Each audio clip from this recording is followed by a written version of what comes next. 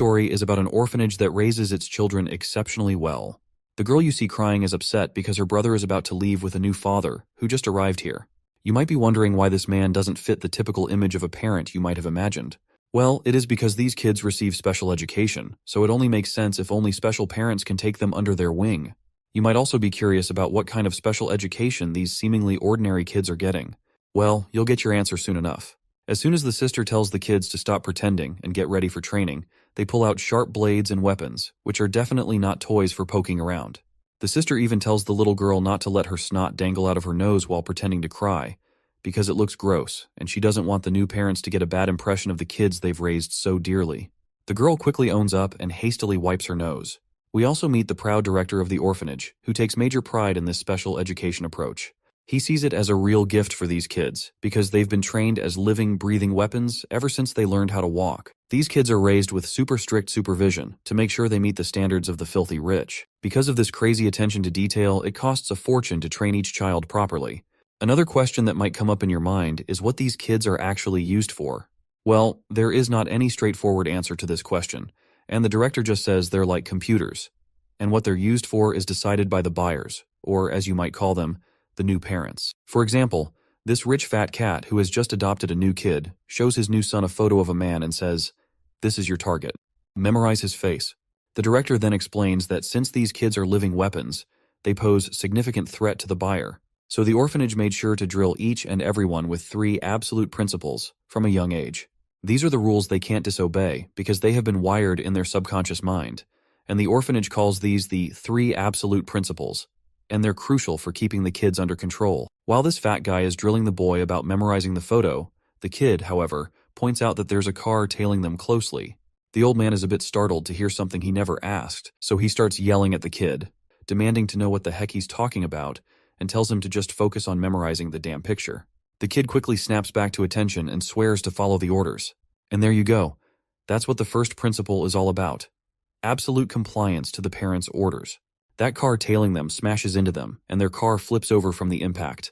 The kid scrambles out and sees his father badly hurt and barely clinging to life. And that is when we learn about the second principle these kids are drilled with. Never use your powers without your parents' permission. As the kid mourns his father, the attackers get out of their cars with their guns in hand. As they cautiously approach the flipped car, they spot the kid crying and begging for help, shouting that his dad isn't breathing. The attackers are taken aback to see this, because they had no idea that there was a kid in the car. They decide to toss the kid aside to finish up the work, but before they can, the boy whips out a knife and stabs one of them right in the throat, making him bleed like crazy, and then quickly snatches the gun from the fallen enemy. Before the other hitman even realizes what's happening, he sees the kid aiming the gun at him and gets a solid bullet right in the head, ending him with a single shot. And that's what the third rule is all about. Forget the first 2 principles and do whatever it takes to keep your parents safe. The director, on the other hand, couldn't be prouder of his children.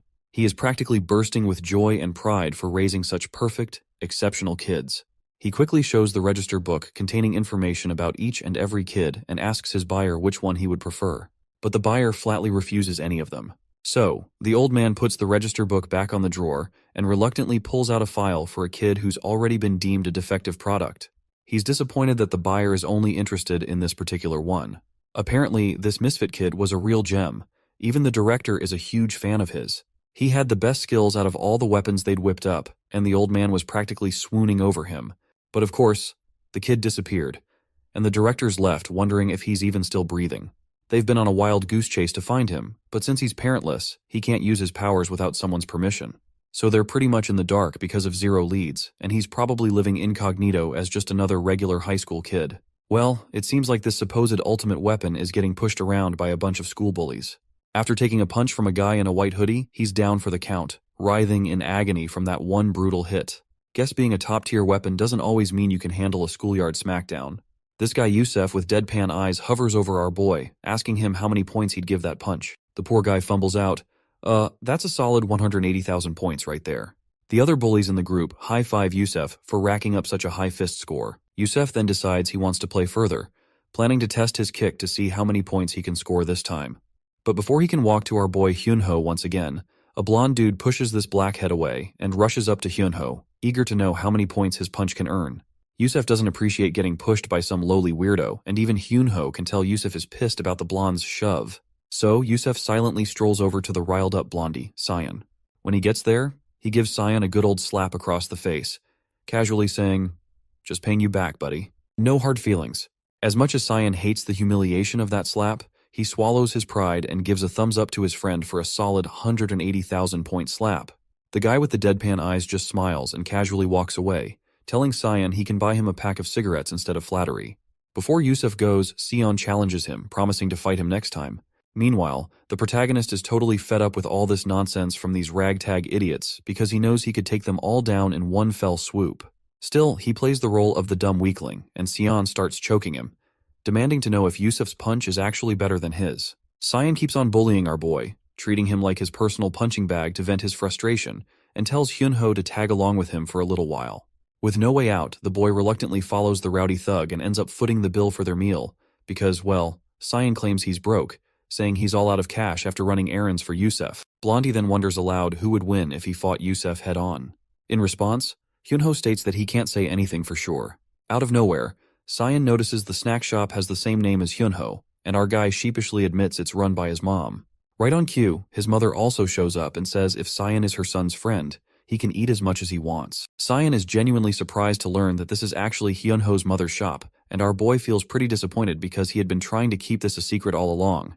And he's not sure why his truth had to come out at the hands of this jerk, who's shamelessly running his tongue over his lips, probably looking forward to freeload some more food. Seeing the shifty look on his filthy friend's face, Hyunho grabs his pen, ready to poke a hole in Cyan's eyes if he tries anything sneaky. Just as he's about to make his move, the blondie surprises him by apologizing for not introducing himself properly earlier. He introduces himself as Cyan Park, Hyunho's buddy, and comments that he finally gets why the shop had a weird name. Hyunho's mom chuckles at the joke and mentions that Hyunho told her to keep it under wraps.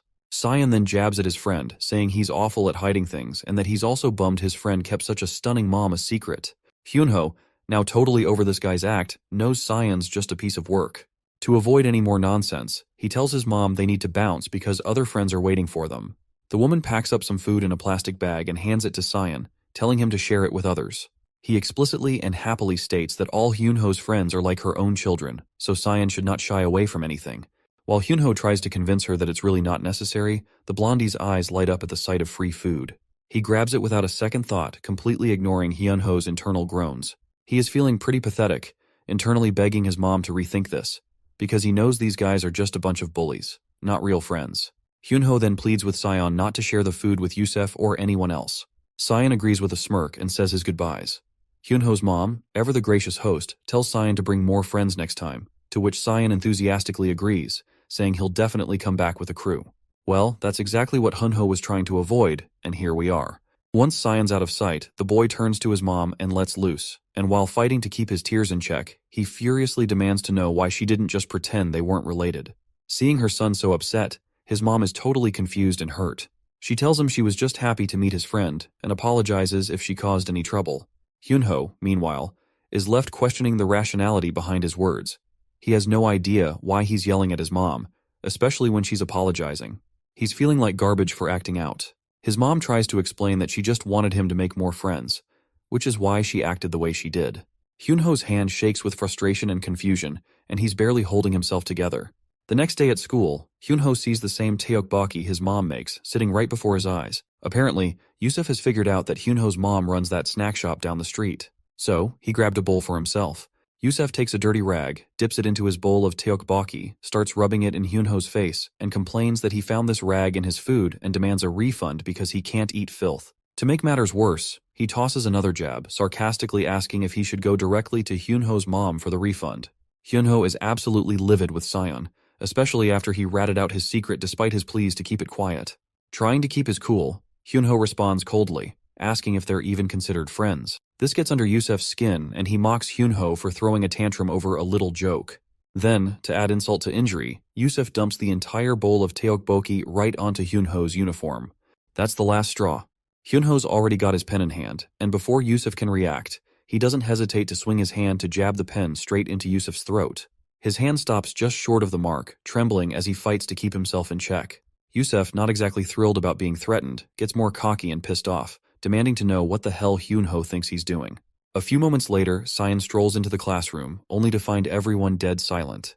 The place is a mess. Security guards are on the scene, the window has been shattered, blood is splattered across the floor, and Hyunho's glasses are scattered on the ground. Looks like things have taken a serious turn, either an accident or, dare I say, an attempt of murder, attempted by Yusef. You see, just a moment ago, Hyunho was mercilessly beaten by this jerk, for about 15 minutes straight.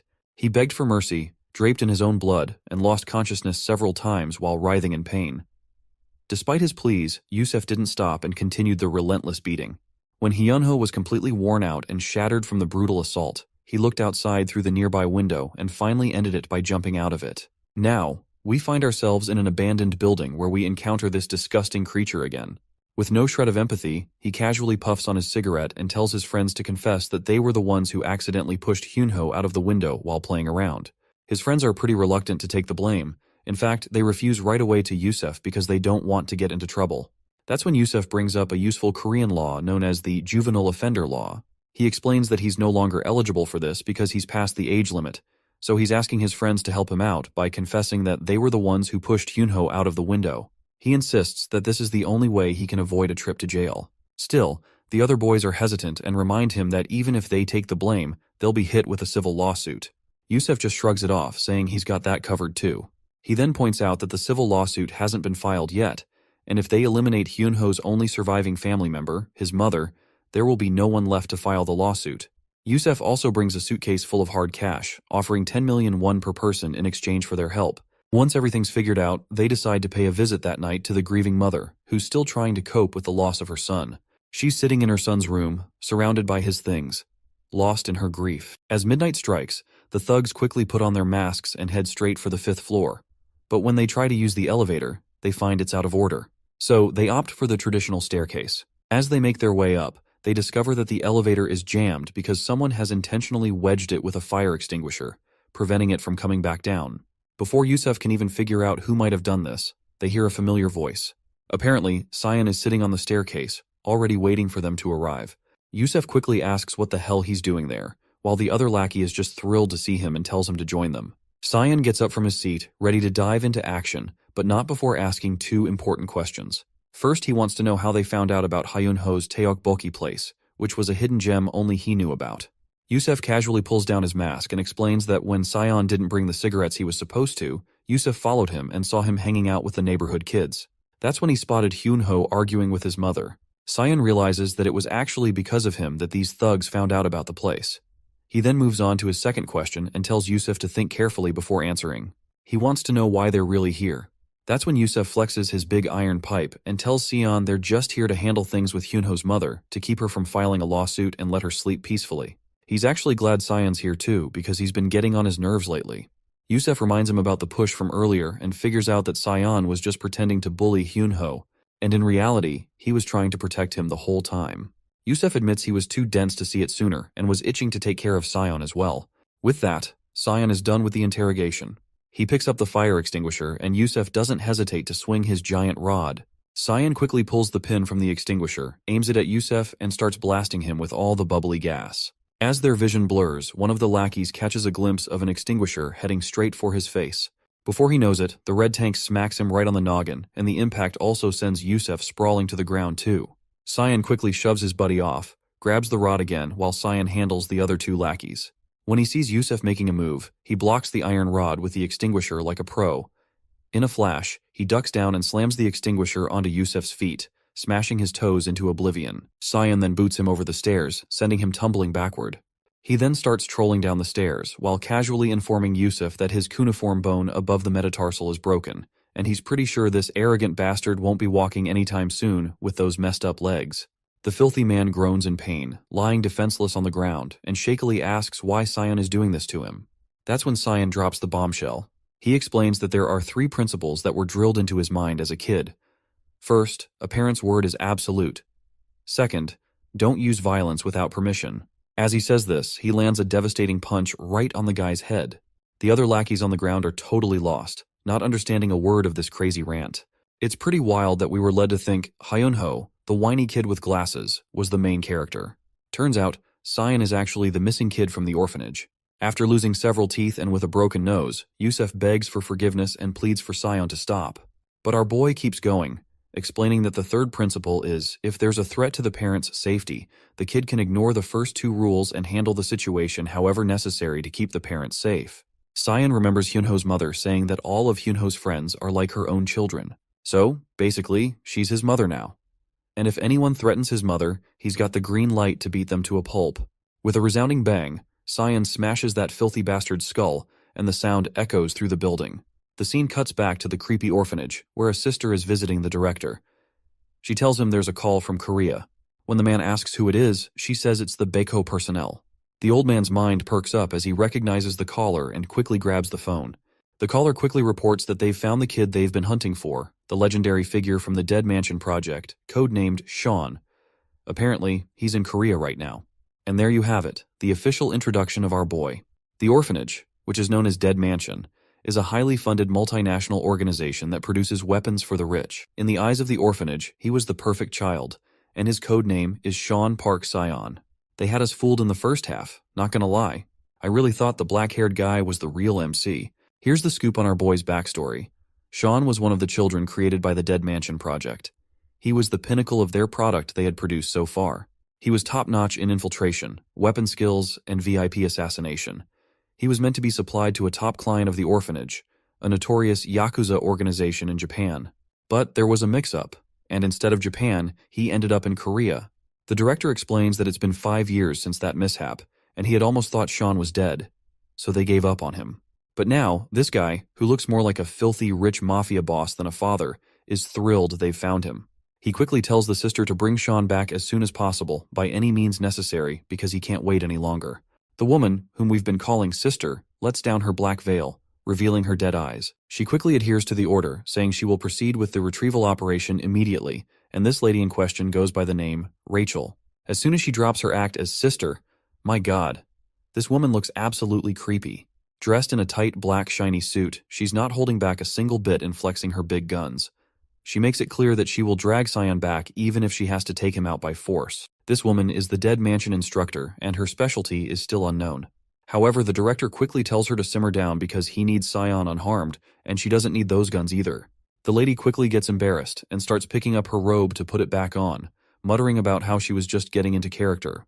In the next scene, we see Kwon Byung-woo, Yusef's father, bowing his head to apologize to Hyunho's mother. He promises to cover all medical expenses, mental damages, and any other compensation she might need. But the woman flat out states that nothing will change with just an apology because this isn't something that can be resolved with words alone.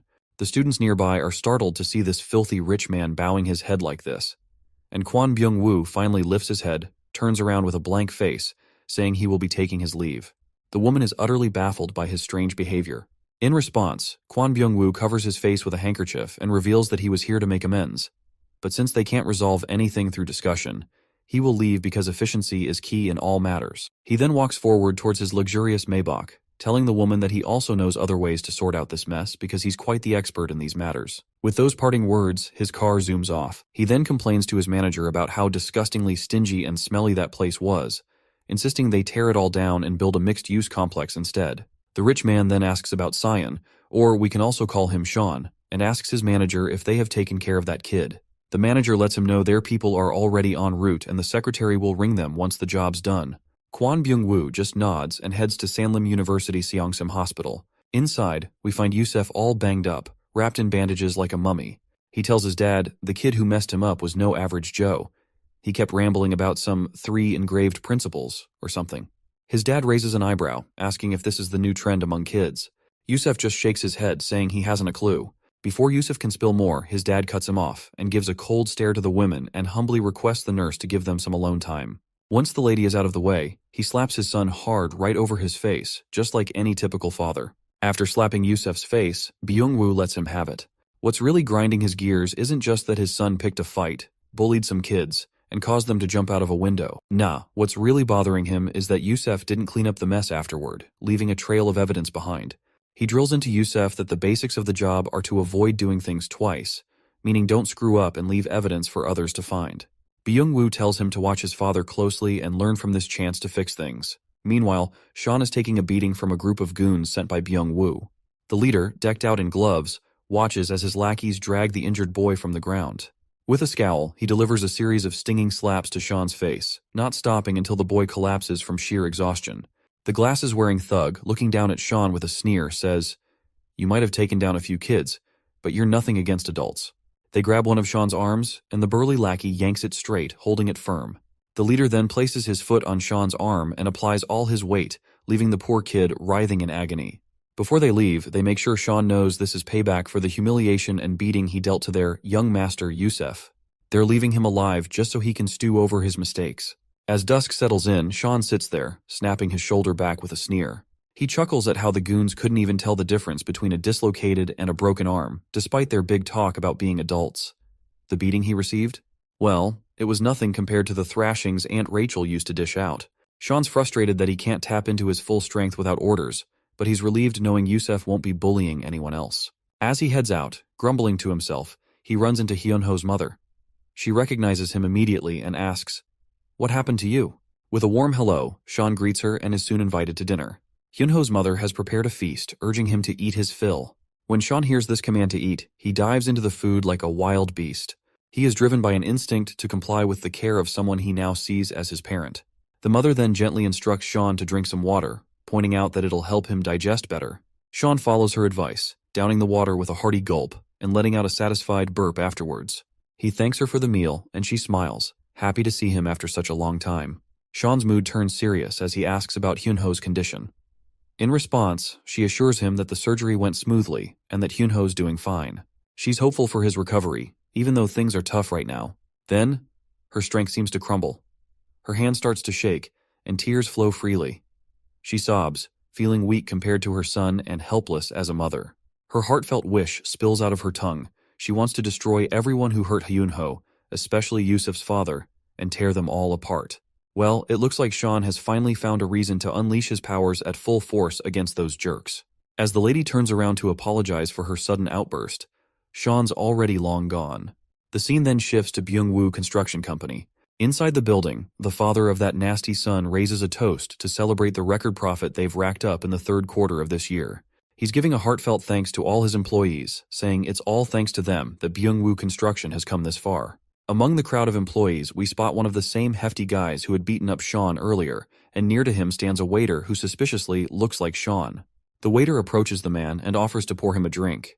As soon as the man says, "Pour some," the waiter smashes the bottle right over this jerk's face. The bottle shatters, leaving the wine and glasses scattered through the air. The fatty stumbles back, trying to get himself together, and quickly goes for a counterattack. But Sean is ready. He shoves those bare glasses he was holding into the guy's hands like he's handing over a pair of gloves. Then, with a brutal swing of his leg, he kicks the jerk right in the face. Next, Sean grabs some forks and knives and hurls them at the guards with deadly precision. They hit their targets perfectly. It doesn't take long for everyone to catch on that something's going down. Before they can do anything, a bunch of the black-suited guys are already out, and people are screaming about a blonde kid who's causing all this mess. The mention of a blonde kid rings a bell for the company director. Meanwhile, Sean is hiding under a table, knife in hand. He zips past everyone, slicing through them like they're nothing more than cucumbers with that tiny knife of his. He's sticking to what he's been taught. A parent's words are absolute. He can't ignore the tears and pleas of the mother who wanted everyone to tear apart along with that father. So he's doing exactly what he's been told. He grabs a tablecloth and, before the ragtag crew can get close, uses it as a distraction. He throws the table right at their faces, crushing them under its weight and leaving them screaming their lungs out. Just then, a knife flies in from behind, but he ducks quickly, and the knife hits one of the black-suited guys in front instead. The one who just threw the dagger seems like the same guy with the black gloves, and he's pretty impressed with Sean's reflexes. He's also surprised to see that the arm he broke is still working. Before he can finish playing around with those gloves, Sean grabs the guy's hand and slaps him hard across the face. He expertly locks the guy's arm and snaps the bone inside, coolly telling him, "That's how you break an arm." As the cocky guy sprawls on the ground, a bullet zips past Sean's face, grazing him closely. The shooter is Byung-woo, standing on the first floor, looking disappointed for missing his shot. Sean quickly raises his hand and calls out that it's tough to hit from that distance unless you're a real pro. Byung-woo curiously asks who this kid is. He remembers that Korean kids these days are into something called crew, so he asks if Sean is part of that too. To which Sean responds that he doesn't know what the heck that crew thing means. But if Byung is asking which crew he belongs to, then he proudly states that he is with the Hyunho snack shop. The mention of Hyunho snacks rings a bell for the zombie-like dude, and promptly asks if Sean is talking about that smelly alleyway junk food place. With a sneer, the man shoves the gun barrel right between Sean's eyes and asks if the woman tipped him off to kill him.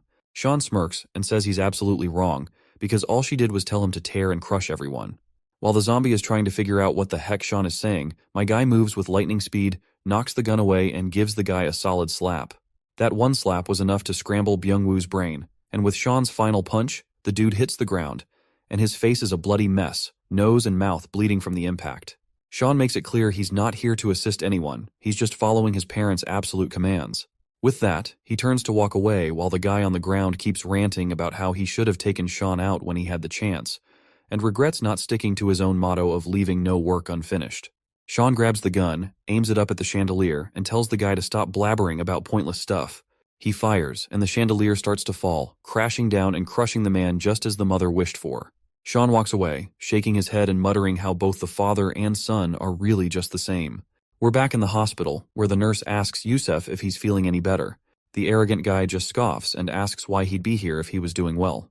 The nurse comments that she's heard school violence can be pretty intense these days, but she's never seen anyone as badly hurt as him before. She wonders if the kid who hit him must have been a real expert, though even for high schoolers, this is pretty extreme. As she squats down to pick up her things, we get a glimpse of her giant ass. Man, we already know that the Russians are thick as hell, but this is something next level. She then grabs the injection and asks Yusuf what he was discussing with his father earlier about some 3 principles. Noticing the weird color of the injection, Yusuf questions what the heck she's injecting him with.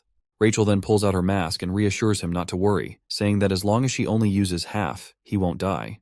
It looks like she's finally here to take our guy, and she starts pressing against his chest, grilling him about those 3 absolute principles he mentioned. The guy gets genuinely scared by her death glare and tells her to just get the hell out. That's when Rachel pulls off her fake hair and stops playing games. She straightforwardly demands he reveal the name of the kid who messed him up like that. We also find out her specialties, which are disguise, infiltration, interrogation, and of course, torture. Shortly after, Rachel calls the director when she arrives at Byung-woo's company. She tells him that the boy apparently used his powers. The director is shocked by this news, and Rachel further explains that she rushed to the spot where Sean was last reported. But by the time she got there, he was already gone. The place was a mess, with people badly injured, something only Sean's powers could have caused. The director is confused, saying he has no idea what's going on, because in the history of the Dead Mansion, no one has gone against the absolute 3 principles. The old man walks over to a cupboard, and as he opens it, a deluge of books spills out. He remarks that if Sean is ignoring the absolute 3 principles, it's no ordinary matter anymore. The weapons the Dead Mansion sold off could bypass these principles and target the Dead Mansion itself. He instructs her that her mission has changed, and she must ensure that if Sean is disregarding the principles, she'll need to take action. To which Rachel quickly agrees, and the director also mentions that if she needs support in Korea, she can contact the Baeko personnel there. Just then, 2 men show up right on cue. They're pretty amazed that a single high schooler managed to take them all down. Rachel hangs up, and one of the guys, particularly the fat one, looks a bit freaked out by her appearance and wonders if kids nowadays really dress like that. His buddy explains that she's Russian and that some people are pretty open-minded, adding that even his own wife is open-minded. The next day, we're back at school, and it looks like Rachel has taken on the fake role of a teacher at the school where Sean is studying. She's here to dig deeper into what Sean's up to, and just thinking about it gets her all worked up. She's excited to see how he's grown up. Back in the day, Sean was her favorite student. He absorbed everything she taught him like a sponge. So, she's really looking forward to seeing him again. When she arrives outside the classroom, she spots Sean. He's in the middle of narrating the story of how Yusuf was begging for mercy after he beat the crap out of him. Rachel is completely taken aback by his behavior, and she is having a hard time accepting if this vulgar kid really is Sean. Suddenly, a chubby kid sitting behind Sean gets really pissed off and finally wakes up because of Sean's nonstop rambling. They both start getting cocky with each other, and Rachel wonders if they've already figured out who's boss. She remembers how at Dead Mansion, they had this annual event where the kids fought to measure their combat power and determine who was on top. It was so cute when they challenged her, and Sean was always the strongest among them. But now, Sean looks like he's getting his butt handed to him by this big guy, making Rachel seriously question his status as the strongest. The chubby kid keeps kicking and thrashing Sean like he's just a sack of potatoes, and Sean just takes the beating head on. Rachel's face quickly shifts to a blank poker face, watching this once mighty kid get pummeled like a fool. After a bit of watching, Rachel starts to figure out that Sean probably didn't use his powers because he's hiding his true identity. This makes her think he might still be under the control of the 3 principles, but she's not entirely sure and wants to keep an eye on him. She can see his sharp, sophisticated eyes. The good kids from Dead Mansion should have both physical strength and brains, and Sean always stood out. Even if he's hiding his power, his smarts still shine through. As his former teacher, she's a bit troubled that he can't disguise himself properly and thinks about teaching him again when she gets the chance. While Sean is busy doodling the moment he smacked Yusuf with that fire extinguisher, Rachel gets confused. She thought he was focusing on studying with such concentration, but he's just messing around. So, she gives him a heavy book slam right on his head. In the bathroom, Rachel sits with her head spinning in confusion. She's sure Sean can't possibly be this foolish and starts to think maybe this is someone else who just looks like him. It's hard for her to accept that he might really be this clueless. She decides to change her plans. It's no longer just about the 3 principals, now she needs to figure out if this guy is really codenamed Sean. After class, Sean's head is throbbing. He remembers the teacher usually doesn't hit that hard. Meanwhile, Rachel, now dressed as a student, comes over. But then he hears a familiar voice. After turning around, he sees Hyunho's mother standing there. She's relieved to see him, especially since her bags are weighing her down, and she tells him to please carry them for her. Sean quickly proceeds to carry the bags as commanded. When they hit the snack shop, Sean devours his food like a wild animal. The mother tells him to slow down, and he quietly takes her advice. Rachel starts piecing things together. She figures out that Yusuf is the one who knocked out this woman's son, but she's still not sure about Sean's connection to them. After seeing him eat like this, she's fuming that Sean is just as vulgar as she suspected and is itching to tear this Sean imposter apart. As soon as Rachel takes a bite of her food, she gets a chill and her tongue practically hangs out. She asks for some water after just one bite of the insanely spicy dish. The woman quickly hands over the water and asks if she can't handle the heat. Rachel is stunned, wondering how these folks can torture themselves with such fiery food. She is pretty sure these Koreans are out to assassinate her with this much heat. Sean then tells her to slow down, saying she's being clumsy. That's it. Her frustration has hit the roof, and she vows to take this jerk down. Speaking of spice, she remembers Sean couldn't handle it either. If this guy is really Sean, he should be struggling with all this heat, just like he did back in Russia. She watches his trembling hand, thinking he's having a tough time. But instead, he's giving thumbs up after thumbs up to the lady, raving about how delicious the food is. The woman is happy and keeps feeding him. Rachel realizes he's actually handling all that spice like a pro. She is confused, wondering why he's chowing down on this fiery food like a fool instead of refuting to eating it. Rachel then remembers that Sean helped this woman carry bags with just her one command, and now he's eating without refusing her and helping her with everything she asks for, as if he's following her every command. Seems like she's finally pieced it together.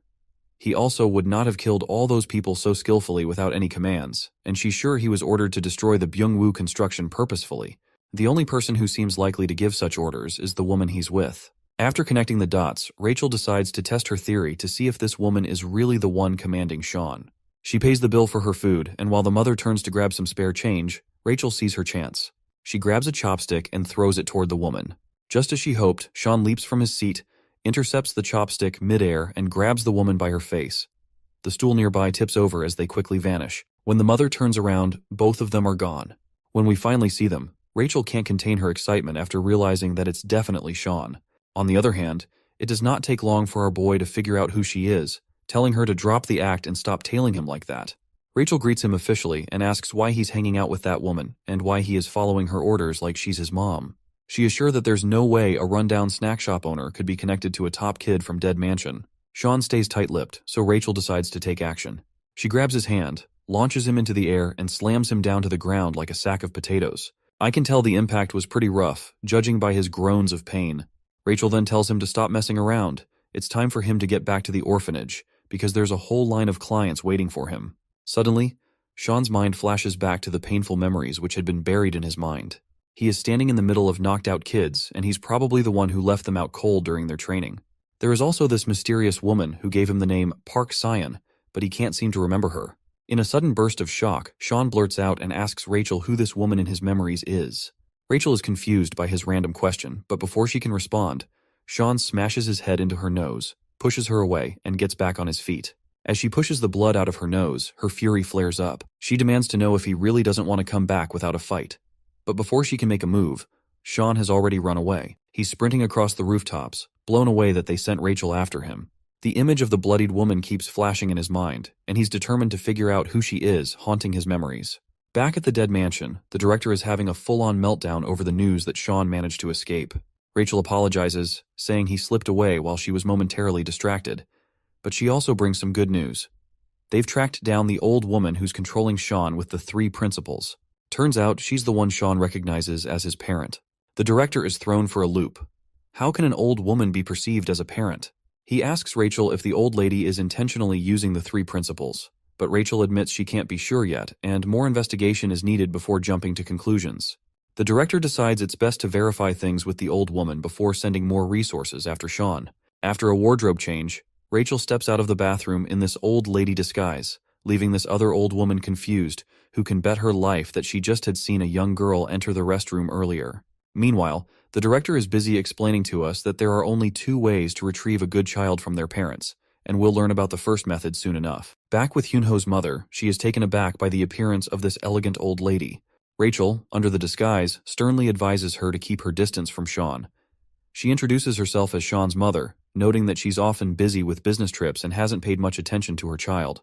Now she's all dramatic about how it breaks her heart that Sean's been eating such awful spicy food. Hyunho's mother suddenly realizes that Sean can't handle spicy food and feels a bit of guilt for making him eat it all this time. It's a harsh wake-up call that she's been feeding him stuff that's clearly not good for him. Rachel is grinning inside, thrilled that this old hag is finally feeling some guilt. This is exactly the kind of reaction she was hoping for. You see, by getting the parent to voluntarily give up custody of the child is the first way to take a child back from the parent. And this is what Rachel is trying to achieve. So, she keeps her smooth talk, saying she understands that Sean listens to Hyunho's mother. So, Rachel tells her that when Sean comes back to eat here, she should sternly tell him never to return and go back home. It's a dirty play on Rachel's part, but it's all part of the plan. If Hyunho's mother tells Sean to go home, he'll take it as an order and head straight back to the dead mansion. Rachel starts to leave, but Hyunho's mother surprises everyone by refusing to say what Rachel suggested. Looks like Rachel's plan isn't going as smoothly as she hoped. Hyunho's mother speaks up, and it's a gut punch to Rachel's plan. She asks Rachel if she's even paid attention to her own son. She reveals that Sean is always covered in filth and dirt, and whenever she asks him about it, he just always says he fell. At first, she used to think he was just being a rebellious kid, but now it breaks her heart. It's clear to her that Sean needs someone who truly cares for him, unlike this rich woman who's clearly abandoned him. As she cries, she admits that she's come to care about Sean and doesn't want him to end up like Hyunho. She's willing to step up and take care of him since there's no one else around. Rachel clearly gets ticked off to hear this, and tries to tear into the old woman, but Hyunho's mom just bows her head and apologizes, saying she didn't mean to come off as rude. She's determined to keep an eye on Sean, no matter what. Seems like Rachel's first plan to snag Sean's ownership didn't go as smoothly as she'd hoped, and she's fuming. As night falls, she calls up the director and spills the beans about the failed attempt. The director seems disappointed to hear this, and he is clearly running out of patience. So, he gave her the green light to proceed with the second method. Rachel, now fully on board with this plan, eagerly agrees and looks forward to putting it into action. With a determined look, she sheds her garments to reveal a more wild side of herself, signaling that things are about to get serious. It turns out that, upon the death of the parent, the child reverts to the ownership of the dead mansion. So, her new target is Hyunho's mother. The scene shifts to outside a mart, where Hyunho's mother is seen shopping for groceries for her shop. And we can also see Rachel lurking in the shadows. She waits for the perfect moment, her finger poised over the detonate button of a bomb. When she decides it's time, she presses it, and the explosion rips through the air. The fire alarms blare and sprinklers kick on, dousing everything in water. But the blast wasn't aimed at Hyunho's mom, because it was merely a diversion. As Rachel's gun comes into view, she takes her aim. Just as she pulls the trigger, Sean swoops in, wielding a pan like a makeshift shield, and the bullet ricochets off his impromptu defense. Sean's face is etched with annoyance, while Rachel appears to be having the time of her life. Sean is amazed to see that the bullet-blocking move he picked up from a game actually worked in real life. He then drops the pan and strides toward Rachel, looking clearly annoyed by her actions. Like, he already knew that she would do something like this, but he reminds her that involving guns and bombs into the mix is just way too much. Rachel just smirks, her gun still aimed at the mother. Sean reacts quickly and shoves the shelf she was hiding behind. But the girl quickly bolts away before that shelf crashes over her. He then takes her by surprise and quickly disarms her with just one kick at her hand. But this girl is not messing around, and she quickly pulls out a dagger and swings at him, slashing his belly.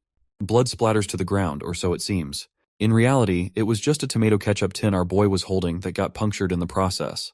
Sean tosses the ketchup tin away, making her lose her last weapon. He quickly tries to smash her with his knee, but she ducks and shoves his feet, sending him crashing into the shelves. She then asks him if he seriously thinks he can take her teacher down like this. She says she wanted to bring him back unharmed, but it looks like that's not an option anymore. Meanwhile, the mother is still trying to figure out what's going on. And that's when she spots a little kid stuck in the chaos, crying his eyes out. Amid all the commotion, he's sobbing for his mom. The woman rushes over, asking if he's hurt. The tearful kid just says he wants to go back to his mom. He asks her to help him get out of there, but it turns out this little punk is holding a sharp knife. No surprise if he's one of those specially trained kids here to assist Rachel to assassinate her. Back to the senior-junior showdown. She pulls out another knife and tries to hit him, but he jumps out of the way. She goes for another slash, but he ducks and avoids her. He grabs her hand, and she tells him to stop resisting because they're just trying to free him from everyone's control. Just then, he gets momentarily distracted, and Rachel seizes the moment. She pulls her hand free and swings her dagger at his face, slicing his cheek with deadly accuracy. He stumbles but quickly gets his footing. He grabs 2 cans from a nearby shelf and chucks them at her face, but she just knocks them away and tells him to let the old hag die. If he does, he can head back to the dead mansion whenever he wants. Sean then grabs a packet of flour and throws it right at her face. She makes the dumb mistake of slashing at the flour packet, sending it floating through the air and blocking her view. While struggling to breathe through the flour, she doesn't notice the scissors coming her way. Thanks to her quick reflexes, she narrowly avoids a serious cut, ending up with just a small mark on her face and her hair slightly trimmed. She quickly steps back, but Sean takes another swing at her. She drops to the floor, and with a crazy grin she gets back up and comes at him with her blades. Their strengths seem pretty evenly matched. Or maybe he's just better than his teacher now. Before she can figure out her next move, he grabs her hand and shoves her into a grocery cart, leaving her stuck inside like a little kid. Sean gives her a cold stare and asks if she has learned her lesson, but the woman just grunts in frustration. Sean tells her to leave him and his mother alone, then kicks her cart forward, leaving her slamming into the other carts lined up, and he quickly locks her cart with the rest. With a smirk, he tells her to enjoy herself and walks off, leaving her stuck and grumbling. Back to the little maniac kid, he sees his chance and swings his dagger at her chest while she's looking away. But Sean swoops in just in time, leaving the little kid stunned right there. The mother's confused, wondering why he's here when he should be at school and why his clothes are all messed up. Meanwhile, the kid on the ground recognizes Sean as the legend of the dead mansion, and figures that if Sean's here, Rachel must have already been beaten by him. The woman explains that this little guy has lost his mother.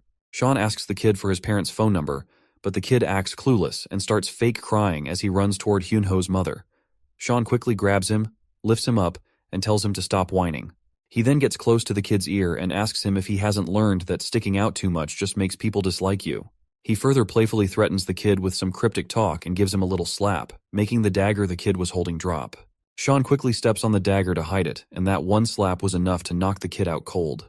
After that little showdown, we're back at the dead mansion. The director wakes up in the middle of the night because of an unexpected phone call.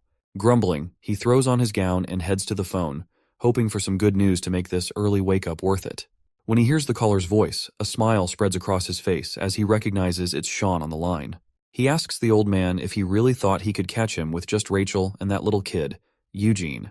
The old man's face quickly goes pale as he asks if Rachel is dead. Sean doesn't give him a direct answer, just says that no matter how many people he sends, the result will be the same. He can send as many as he wants, but it won't change a thing. The old man gets really worked up when he hears Sean is taking on the entire dead mansion instead of running away. Sean makes it clear that if there's a threat to the parents' safety, he'll handle it based on the third principle. He's more than ready to stick to the rules because he sees the dead mansion as a real threat and will react accordingly.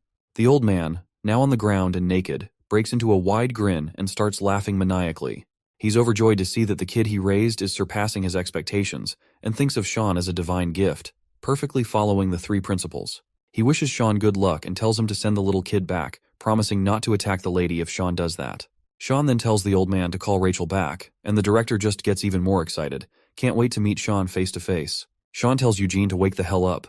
As soon as this little brat opens his eyes, he goes on high alert. Sean informs him that he's already taken away all the weapons he was hiding, so he should save his breath instead of looking for them. He further tells the kid to eat the food since he hasn't had anything to eat. Eugene hesitates at first, but soon devours all the food in no time. Once they start heading out, Sean asks if he liked the food. But this moody brat replies, "Not really." Sean cheekily points out that if he didn't like it, he wouldn't have chowed down like a wild dog. While they're bantering, Rachel finally shows up and looks relieved to see that the kid is alive. Rachel quickly calls the kid over and he meekly walks toward her. Sean tells Rachel to take the food and make sure to fill her belly too. But this woman gives him a cold look, saying he shouldn't act so cool and chill because she hasn't given up on him yet. She walks off, saying they'll meet again soon. Rachel then starts scolding the little kid, asking why an annoying brat like him couldn't take down the old woman. Eugene apologizes for failing, and Rachel, annoyed, dismisses him. She tells him that useless brats like him should have been dealt with a long time ago. Her words make the kid shiver, and he apologizes again. Just then, Sean calls out to the kid from behind, asking if the tteokbokki he ate was tasty, and he is asking this for one last time, so he better question wisely. The kid tilts his head and, with tears streaming down his face, he says it was tasty. That's all Sean wanted to hear, and he wastes no time telling Eugene they're going back to Hyunho's snack bar to taste this delicious delight once again.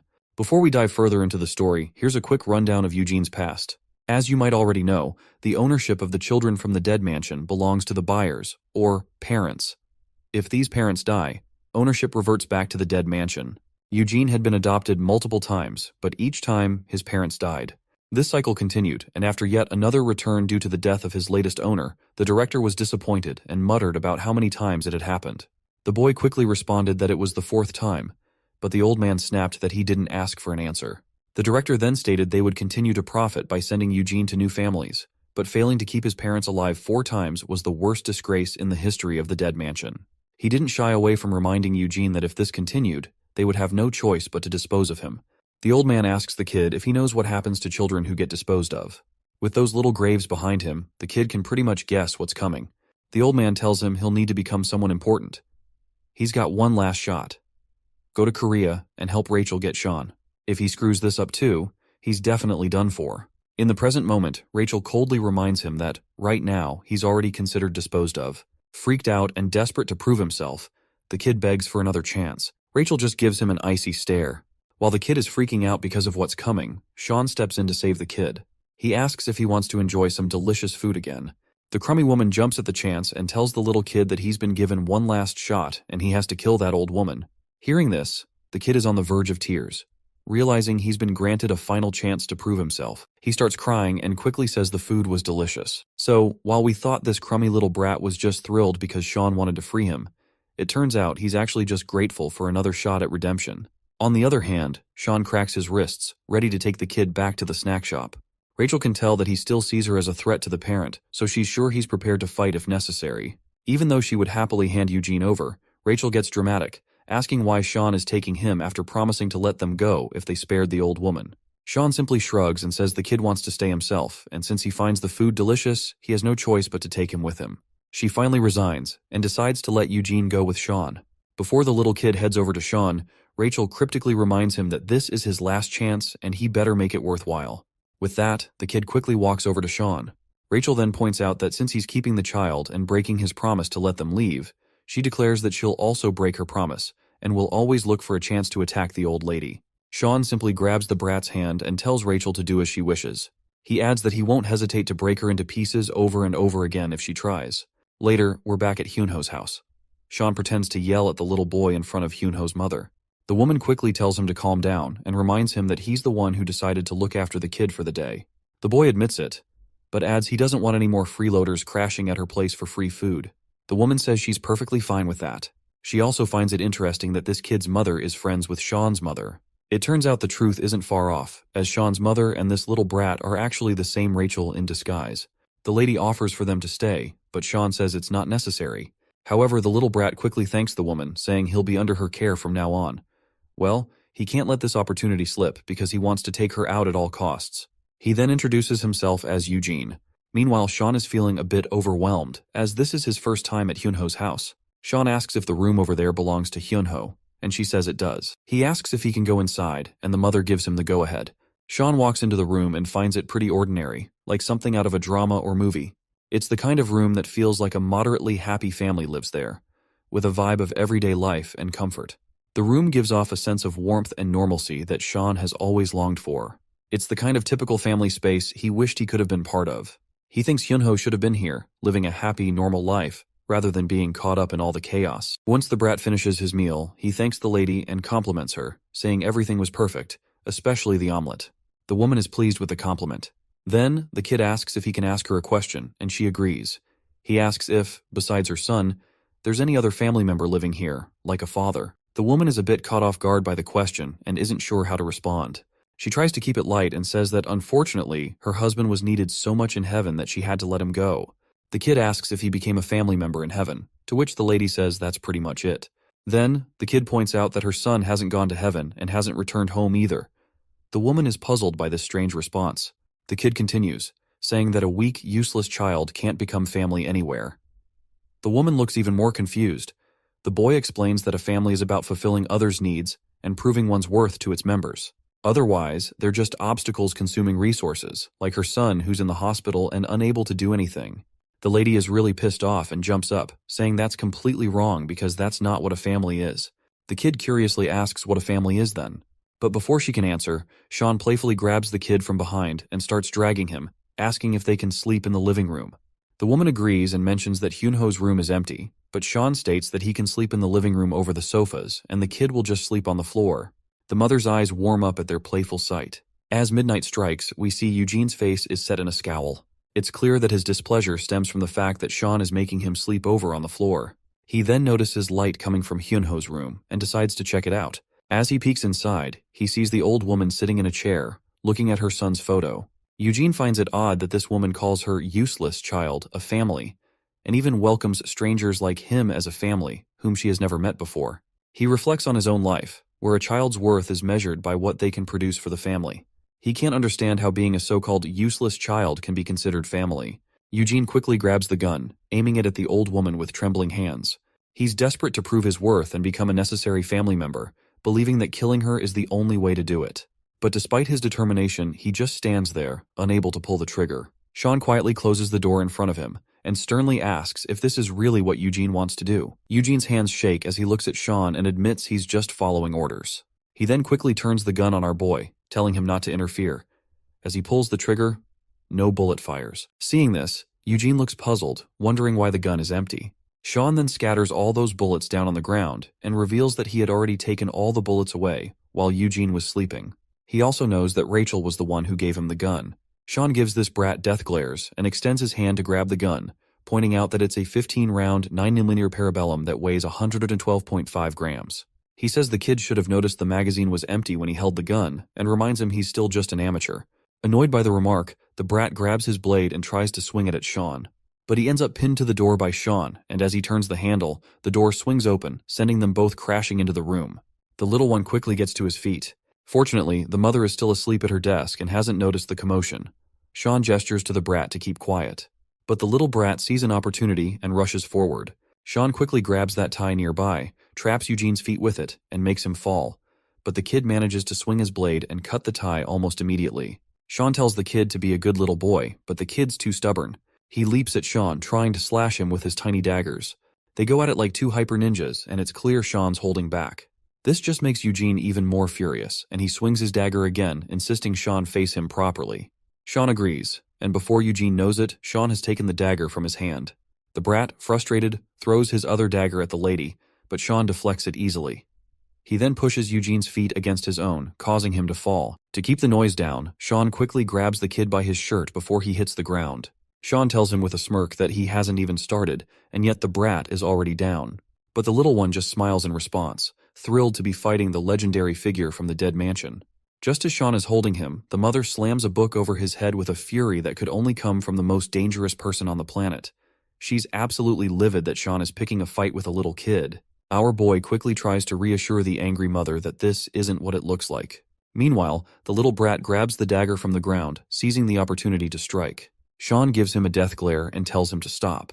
Then, Sean quickly grabs the little one by the shoulders, reassuring the mother that they're just buddies having a morning exercise session and that the dagger is just a toy. Seems like this little one is still fixated on killing the woman, but realizes he won't get any chance while Sean is around, so he starts to think of a sneakier approach to get the job done.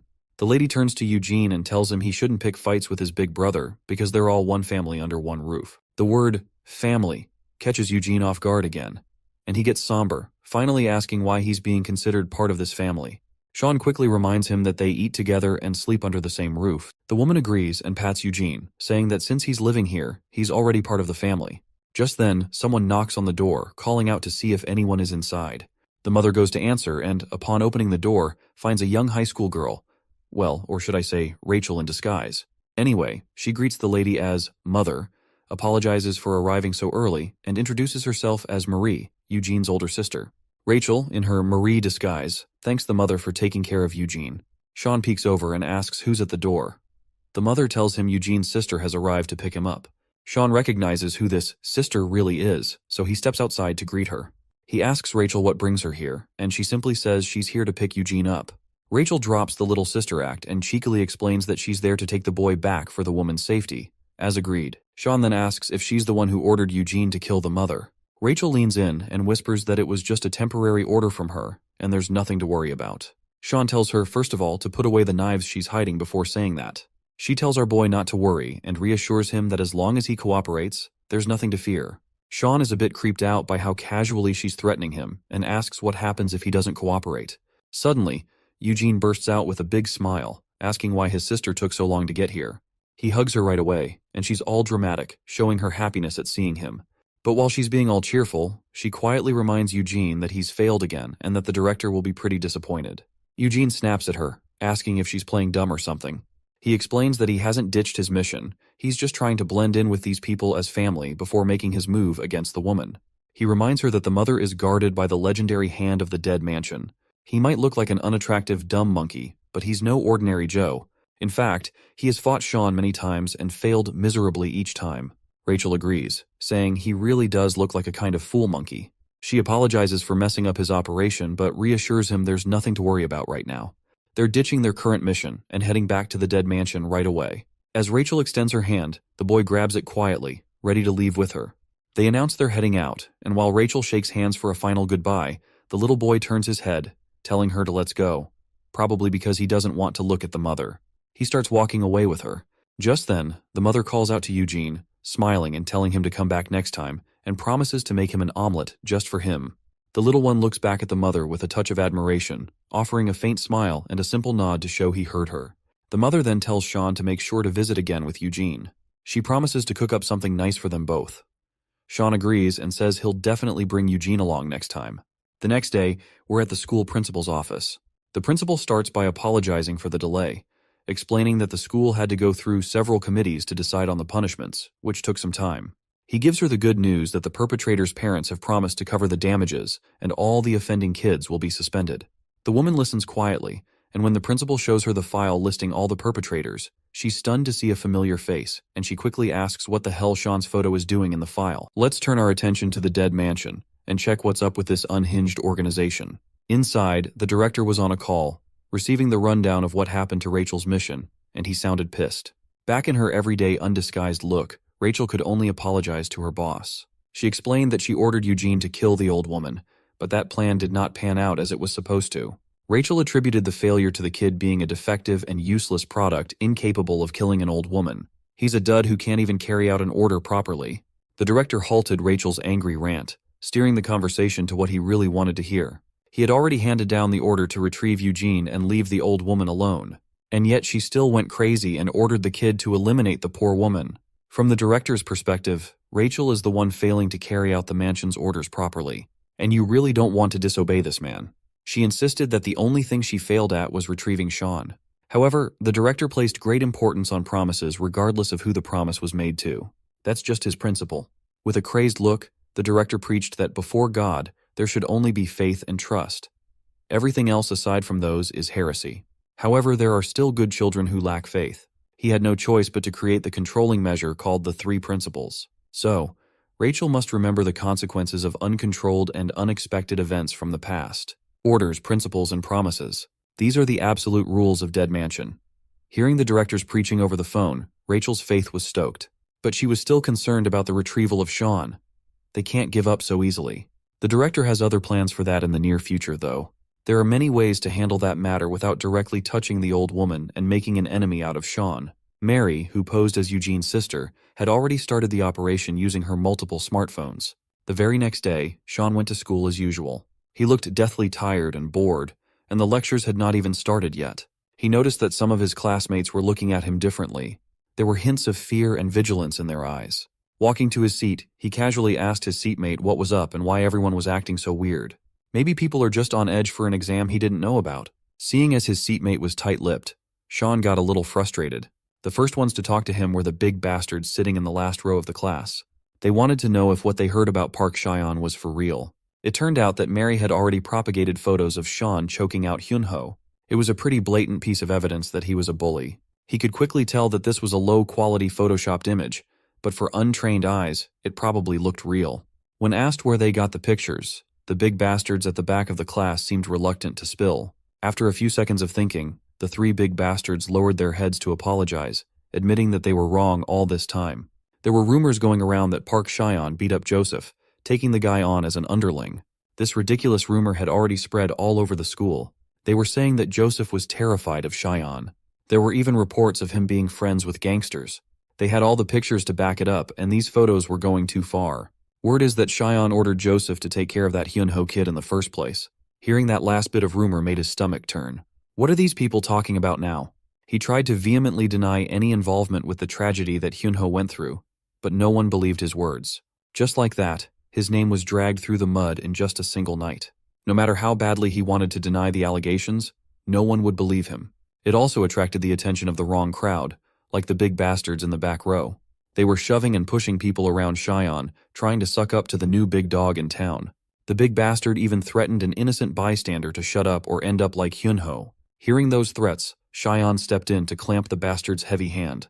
Chyan laughed, playing it off like he was trying to hide his involvement. He then invited the big bastard Sumjin outside to give them the real story of what actually happened. The other classmates were visibly fearful and disgusted by his words and demeanor. But this was the only way he could control the situation.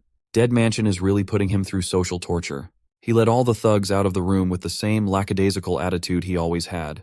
As soon as they got far enough, the classroom erupted with muted discussions regarding Park Chyan's behavior. With the attack on his image underway, Chyan had to skip today's classes to dig for more information. He hung out with a bunch of thugs behind the school grounds. He found out that everybody received the photoshopped pictures in the group chat earlier this morning before school. The account just shared the photo, stirred the pot with a few words, and left. Of course, the highest names on the suspect list were those persistent Dead Mansion people. He still can't pinpoint their endgame with this plan, though. For now, he'll play along, acting like he just wanted to lead a quiet school life. But the cat's out of the bag now. He even mentioned transferring to another school again. His mood darkened as he told the big bastards that he wanted to graduate without trouble. He doesn't want to get caught up in pranks like this. He's way past the point of troubling himself with childish problems. He has his hands full with the world of adults. So he tasked the big body bastards to make sure that this matter didn't spread any further. Calling them his crew, keeping this quiet was their first job.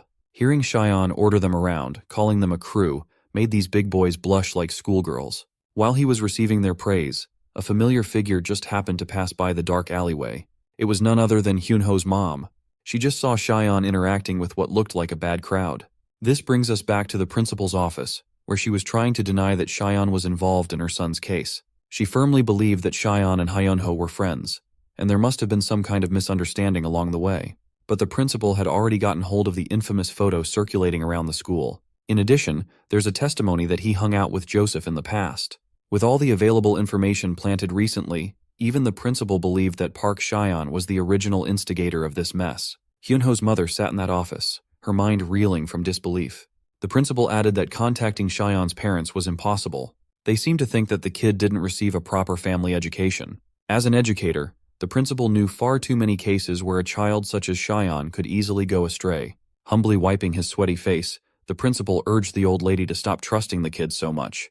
Meanwhile, Chyan still wasn't seeing the bigger picture. He only hoped that the rumors would quiet down and eventually die out. Those buff bros have a surprisingly innocent side to them. They were so easily manipulated into becoming his underlings. Just as he was laughing to himself, Sean noticed something odd nearby.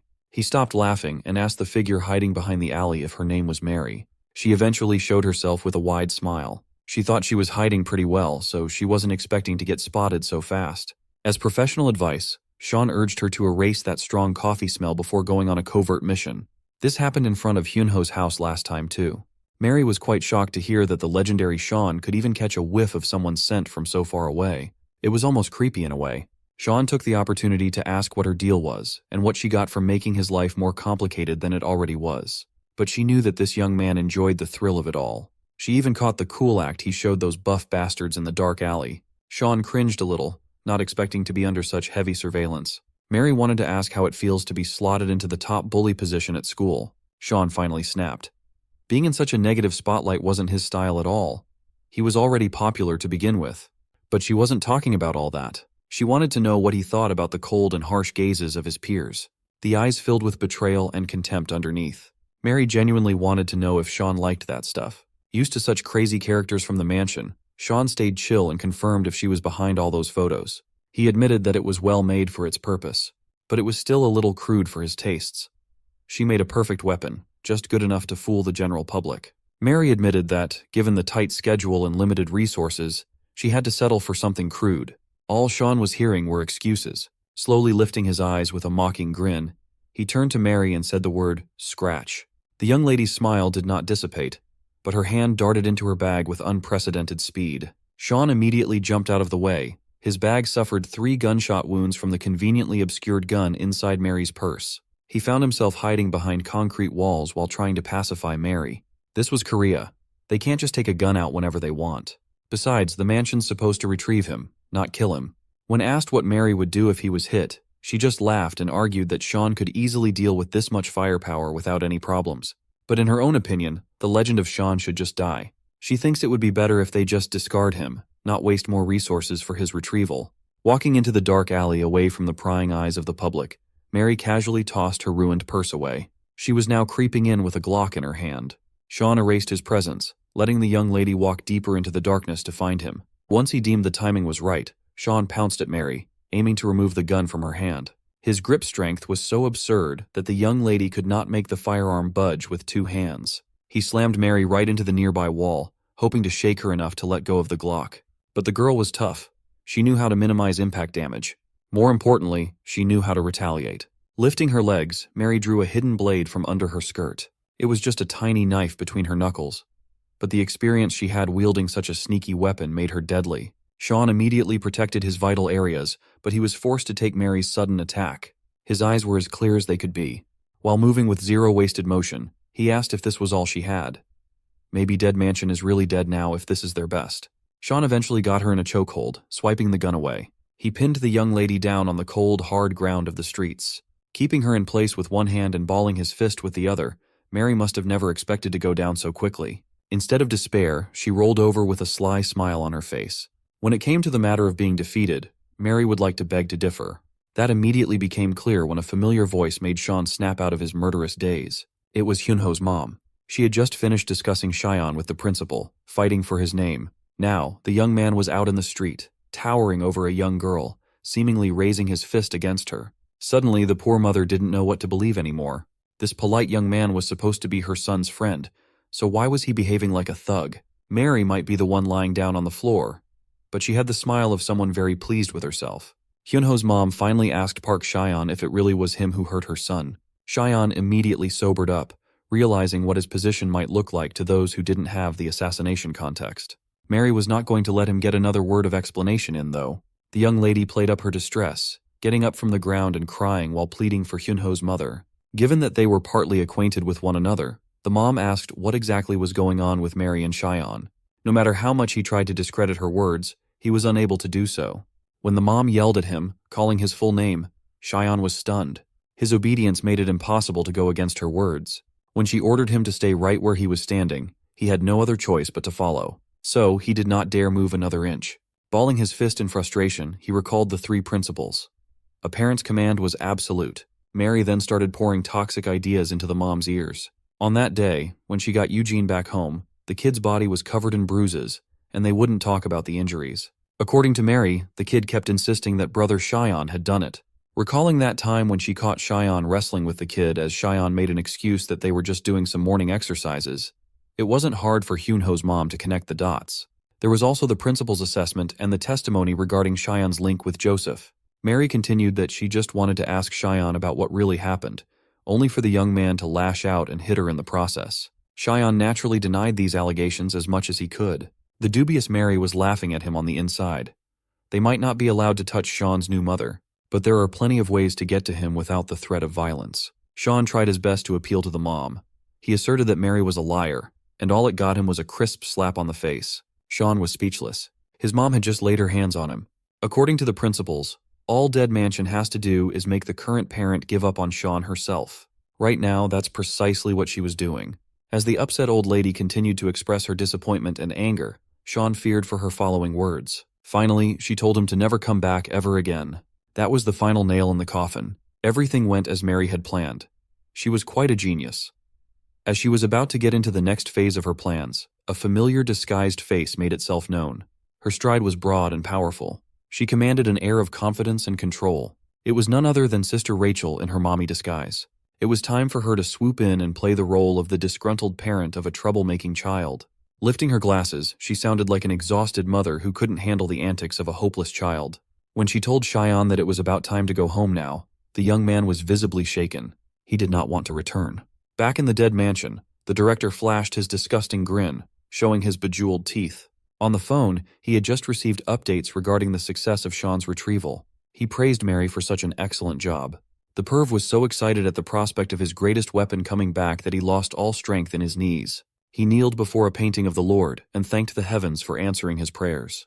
The director attributed all the success to Mary and her twisted ideas. She made a truly befitting resolution as Dead Mansion's most excellent strategist. Acting modest despite all the praise, Mary insisted that she just did what the director wished for, and she would continue doing so. When the old perv started going on and on about how the legend of Dead Mansion was finally going home, that Sean was finally joining their ranks again, Mary's mood took a turn for the worse. Her next orders were to return as quickly as possible, and she accepted the task without a fuss. On the other side of the room were Sister Rachel and the parentless weapon, Sean. They were busy eating pizza, ice cream, spicy noodles, and all kinds of good food. Rachel commented on how similar their tastes were when it came to food, knowing full well that Sean was just eating whatever she ordered him to eat. On second look, this demonic nun was actually forcing him to eat pineapple pizza with a side of mint ice cream. This was worse than torture, if you ask me. This was Rachel's way of making sure that Sean severed his connection with that accidental parent. Just like before, she had complete control over the young man's actions. She was sure that Dead Mansion could finally regain ownership over their star. Meanwhile, Sean was practically begging for milk to counteract the heat lingering in his mouth. While busy with the torturous dinner, a man sitting in a wheelchair arrives to check on Rachel and her mission of capturing Sean. It turned out to be Joseph's psychopathic dad, Kwon Byung-woo. He was also the one backing up Dead Mansion by providing Sister Rachel's accommodations and resources. When asked, she replied that the most expensive penthouse in the area they were being housed in was passable. It was not too bad. Sean reckoned that the voice of that vegetable sounded familiar. The psycho wasn't bothered by all the nonsense. All he cared about was catching the damned brat that put him in the chair. He would gladly spend any amount of money to make it happen. Realizing who this psycho was, Sean snapped out of his spicy noodle drunkenness and stood up from his seat. He teased that the psycho must be trying out cosplay or something with all the bandages and the wheelchair. This naturally pissed off Joseph's father. This encounter could have escalated out of control if it had not been for Sister Rachel to step in with authority. Pulling out a mini Uzi from God knows where, she pointed its muzzle at the wheelchair-bound psycho. She asserted that, as discussed, Dead Mansion would take custody of Sean and no one else. In return, the organization would not touch Joseph. That was the condition of their deal. The psycho turned around and assured her that he was clear on the details. This was just business after all. Before heading out, the psycho added that Sean was not the only one he was seeking revenge on. Since this didn't concern her at all, Sister Rachel gave the psycho the green light to handle his revenge against other people as he wished. Sitting in front of Sean, Rachel teased that if the psycho guy went on to kill Hyunho's mom as revenge, the Dead Mansion wouldn't lift a finger to retaliate. Sure, the organization promised not to touch the old woman, but they never agreed to a protection mission either. Realizing that Hyunho's mom might be in grave danger without any sort of protection, something inside Sean was spurred on. He imagined what she must be doing right now. She would be diligently preparing all those delicious snacks to sell. A customer approached the stall and promptly ordered one of her famous rice cakes. The customer even added a few more fried snacks too. Just as Sean was thinking about her, she was also thinking about the kid. She saw a child eager to make her feel better in the toughest time of her life. The customer interrupted her thoughts by adding some delicious-looking kimbap to his order. She just could not shake the thoughts of that sweet young man away. Why would there be pictures of him seemingly messing with Hyunho? Believing all the shady information around, she tried to convince herself that the young man was just a bad child. He was a thug who put her son in the hospital. Distracted by everything going on inside her mind, the old lady accidentally cut her finger. She dropped the knife on the floor as the shock of being wounded made her curl in pain. Seeing this, the customer hurriedly entered the kitchen to see if she was okay, as he could see a lot of bleeding. The mother kept insisting that she was okay. With tears in her eyes, she assured the customer and herself that it would stop soon. Mr. Customer calmed down upon hearing that. Then, this bastard started pulling out a hidden knife from his pockets. Gripping the blade while keeping it obscured, the seemingly concerned customer slowly closed the remaining gap between him and the target. He remembered receiving the orders from the boss, so he would not have to worry about the cleanup after the job. All he had to do was sneak up to the old lady and go for the kill, and their partner company would handle everything after that. Just one hiccup though, Hyunho's mom just picked up a phone call. She must have just received massive news as her eyes darted open in shock upon hearing what the person on the other line said. Hyunho's mom hurriedly turned around and ran out of the shop. She didn't even see the man's knife. She just told the customer to eat as much as he wanted free of charge. When asked where she was going, she simply answered that she was heading for her son. It turned out that Hyunho had miraculously regained consciousness. That phone call was from the hospital, notifying his mom that the kid had awakened. Doctors and nurses hurriedly poured into the hospital room to assess Hyunho's condition. The kid seemed responsive, but it was still pretty hard for him to speak. The doctor advised that he take it easy and stop pushing too hard. When asked if he remembered anything before getting hurt, the young man stared at the ceiling and solemnly answered that he did. The last thing he remembered was yelling at his mom and feeling like the biggest asshole for it. He could remember her standing meekly and apologizing for doing something nice for her little boy. While he was unconscious, all he could think about was how wrong he was for treating his mom with so much disrespect. All he wanted to do was apologize to her. Then the waterworks finally came down. Experiencing all these overwhelming emotions, Hyunho seemingly regressed to a kid desperately looking for his mom. He missed her dearly, and he felt horrible about how their last interaction turned out. As if on cue, his mom barged into the room. She was still red and exhausted from running all the way to her son's hospital room. She made her way in between the doctors and nurses. She only had eyes for her son. The medical practitioners around the old lady eventually noticed that there was blood on her hands. Quite a lot of it, actually. Hyunho grabbed her bloody hand and apologized with as much sincerity as he could muster. He wasn't all there yet mentally, but he just wanted to tell his mom that he was wrong. He was so wrapped up in his own problems that he hurt his mom along the way. Hearing those words from a son you thought was never going to wake up overwhelmed the old lady with all kinds of emotions.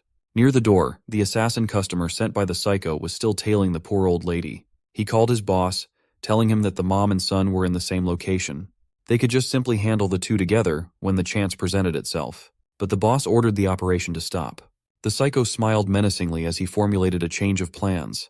Back in the penthouse, Sister Rachel was going sicko mode on the furniture around her. Nothing was spared from her rage. Her mouth was bleeding while she was holding her submachine gun. She was chanting curses as if she had been wronged by someone. That's because she had been. That psycho, Joseph's father, dared to kidnap Sean, breaking their agreement. The psycho had just thought of a much more exciting plan. He could personally handle Hyunho and his mother right in front of Sean's eyes. Going back a few days ago, we went to the White Tiger Job Center, where laborers are always for hire. Inside, Sister Rachel felt uneasy with her mission. Beside her was that kid, Eugene. Both were on pins and needles while sitting on the couch, waiting for any updates. They were greeted by a pretty office lady with a nice smile. In her hand were 3 cups of coffee for herself and the guests. Rachel criticized the lady for moving so slowly, asking if making her wait so long was worth it. The office lady laughed lightly and apologized for taking so long. She explained that the market and Byungwoo Construction's headquarters were in shambles due to the many things that had to tally after Rachel had made such a big mess. The lady offered Eugene a little cup of hot chocolate, reminding him to drink slowly. Surprised, the kid thanked her for offering. Sister Rachel looked unamused. They were shelling out quite a bit of cash, so a little trouble shouldn't be bothersome. This was a professional agreement after all. Hearing her mention professionalism, the office lady took a seat and agreed they should conduct themselves as professionals. But isn't it deeply unprofessional when one party makes a massive mess without considering the aftermath? That's what the office lady thought. Hearing the lady take a jab at her actions annoyed Sister Rachel. She was quite adept at disguising her words with pleasantries, though. Eugene just sat there in the middle of all the tension, thinking he should have just stayed at the house. Anyway, the office lady had already taken care of everything, and it was up to Rachel to look at the reports, even though she was being blatantly disrespected by coffee served in a paper cup. Byungwoo Constructions also said they didn't need any compensation for damages. The office lady was quite curious about that. Rachel answered that it was an equal exchange between two parties. That's how professionals get things done. Whatever mess Byungwoo Constructions made would have nothing to do with the dead mansion. But the office lady gravely advised Rachel to take a more careful approach from now on. Curious about the ominous tone, Rachel asked what that advice meant. The office lady asserted that professionals should deal with other professionals, not with reckless delinquents. This Byungwoo Constructions organization was a little too hard to trust. Against Rachel's judgment, maybe they were not worthy of being business partners. Back to the present, she was experiencing the fallout of not listening to the office lady's advice and distrust for the dubious Kwon Byung-woo. The chairs and tables of the penthouse suffered in the hands of the angry nun. When she brings out the guns, you know it's serious. It turned out that the psycho had Sean kidnapped and boarded in a moving truck. Kwon Byung-woo's lifeless eyes poked through the bandages, pleased with the sight of the young man he so badly wanted to punish. He was not expecting such an efficient killing machine to be so useless without the orders of a parent. He rolled up to the young man, petting Sean's hair. Now that he's under Dead Mansion's guidelines, Sean can't really do anything without their proper orders. The psycho was very fascinated by such a powerful degree of brainwashing. Looking at Sean's wild eyes, Kwon Byung-woo could feel his twisted desires flaring up. Turning his chair around, Byung-woo laughed like a kid as he suddenly thought of something interesting. He imagined getting into contact with the organization and purchasing Sean to be his property. From then on, he could just order Sean to kill the old woman from the snack shop. That would be a twisted scenario that only an unhinged mind could think of. Laughing like a maniac, the psycho was quite pleased with how interesting that idea would be to see. He toned down the teasing a little bit. He urged the young man to chill out a little, as they hadn't even gotten started yet. Soon enough, he would tear that old woman and her injured son into pieces right in front of Sean's helpless eyes. Because of the state-of-the-art brainwashing programming he went through, the young man wouldn't be able to do anything but watch as it unfolds. He can't do anything without orders after all. All he had to do was sit still, gagged and bound while watching the show. Shortly after that, it would be his turn to experience the pain himself. Kwon Byung-woo had already told Sean that he would kill everyone involved in this case. You could say that he's a man of his word. Back in the hospital, threats had been removed, and the doctors and nurses made sure that Hyunho was stable. His mom was lovingly peeling an apple at his bedside. She really was a goated mom when it came to caring for her child. With only the two of them in the room, Hyunho asked his mom about the cut on her finger. He wondered if she had accidentally sliced herself. She immediately waved it off, not wanting to worry her son. She told him it was just a little nick and nothing too serious. But Hyunho was done with being a shitty son. He knew his mom would always downplay how bad things were. Forcing himself to get up, he wanted to ask around for some bandages. He told her that he should be trying to move around a little anyway. She had to stop him from trying to dash off, promising to get some bandages for her wound. Before exiting the room, she mentioned how stubborn Hyunho was. He must have gotten the trait from his father. Much to the old lady's surprise, the hallway outside the hospital room was unusually dark, devoid of any light at all. She managed to reach the front desk to ask if anyone was in, but there were no responses. Just as she was wondering where everyone went, a man wearing a suit snuck up from behind. Even with a broken arm, the man only needed one strike to render the old lady unconscious and collapsing on the floor. As soon as she hit the ground heavily, the man noted one down on his list of targets. Byung-woo's henchman looked at Sean while he ordered his lackeys to put the old lady in the car first. Mr. Henchman was fascinated by the fact that Sean, the young man who could easily dismantle a powerful organization with tons of security, couldn't do anything without being ordered to do so. Hyunho's hospital room door slid open with an impatient intensity. He thought his mom had come back after taking so long, but what he saw was an injured man riding in with his wheelchair. Kwon Byung-woo looked crazy, as always, as he apologized for taking so long to get in the room. He was excited to finally see what Hyunho looked like. He was looking forward to having a face-to-face with the young man his son almost killed. Unaware of who this guy was, Hyunho felt uneasy and scared. As more men wearing suits poured into the room, Byung-woo casually introduced himself as Joseph's father. He fixated on Hyunho's broken leg, noting how much damage Joseph had inflicted on the poor boy. Byung-woo found all the violence regrettable. He extended his hand to touch the young man's cast as he noted how much it must hurt. This was precisely why he tried teaching his unruly son that efficiency is key to everything. By leaving a witness to the crime half alive and badly hurt, Byung-woo had to step in and do all the dirty work again. Finally realizing that the tree was worse than the fruit, Hyunho froze in his bed, fear taking hold of his mind. A few meters away from the hospital, a woman wearing leather tights all over her body disgruntledly admitted that the office lady from White Tiger Job Center was right. Sister Rachel conceded that she should not have worked with those unprofessional bastards for such a critical mission. In her hand was a zipline gun. Upon firing, the minimal noise barely raised the suspicion of the men inside the hospital room. That did not matter, though. She's never been one to prefer a silent and slow operation. Ziplining into the extraction point, the nun smiled as if she was having a blast. Using the momentum from the zipline ride, Rachel kicked the windows open, not stopping until her foot reached one of the third-rate delinquents. At this point, the crazed nun was just yelling about her dear Sean and the disgusting betrayal of Dead Mansion. Kwon Byung-woo wasn't surprised with Rachel's bombastic entrance. He always knew that she would come looking for the golden boy. Watching Sister Rachel cleave through rows upon rows of gangsters was a sight to see. She was supremely skilled in the art of soloing multiple men. With every skillful dodge, she would dish out injuries to the next unsuspecting victim, neutralizing them efficiently. When swinging her blade to rip through a man's flesh, she wouldn't bat an eye. Her smile would only grow bigger. After quickly clearing Byung-woo's gangsters unimpeded, Sister Rachel was finally caught by one of the men's grabs. He repeatedly yelled that he got her, and the boys immediately readied themselves to mount an attack. Rachel became unusually calm as she asked the man if he liked hugging her from behind so much. With her signature disturbed smile, Rachel smashed the back of her head into the grappler's face. That was an easy way to cut herself loose from the lock. Upon freeing herself, the slaughter continued as more and more suited-up gangsters hit the hospital floor cold. Her entire body was a weapon. Receiving a kick from the crazy nun was a death sentence. Realizing that they might have flown too close to the flames, Byung-woo ordered his men to grab Hyunho first and transfer him to the next destination as they continued their plan. Times like this made having a motorized wheelchair very worth it. The psycho drifted and shifted as he zoomed out of the room. They exited to God knows where while Rachel continued taking everyone down one by one. With a hint of impatience in her voice, she asked where the thugs were trying to go.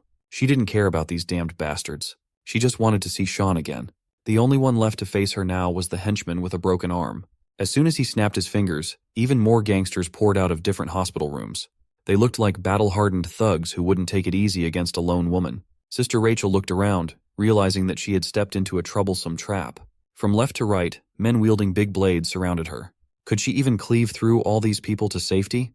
We'll find out. She couldn't fathom the reason why they had amassed so many gangsters to help. They looked like a bunch of roaches pouring into the hallway. There was even one whose weapon choice was the iconic chainsaw. After revving it up, the grisly sound of the motor filled the halls. Rachel raised her hands and admitted that she was impressed with them bringing interesting tools of slaughter. Since they were kind enough to show her something cool, it was only fair that she took out her tools too. By tools, she meant the plethora of guns she had concealed under her coat. Taking submachine guns into either hand, she pointed the Uzis at the unfortunate gangsters. Rachel's trigger-happy finger unleashed a rain of bullets while taunting the thugs to come at her if they could. Even the bravest men would hesitate to rush in once they saw their comrades dying on the floor, bleeding out from bullet wounds. The chainsaw guy was still alive. He hadn't moved an inch from his position since earlier. Rachel effectively controlled the situation by doing what she did best: chaos. Since it looked like she wanted to play with guns, the henchman would play along.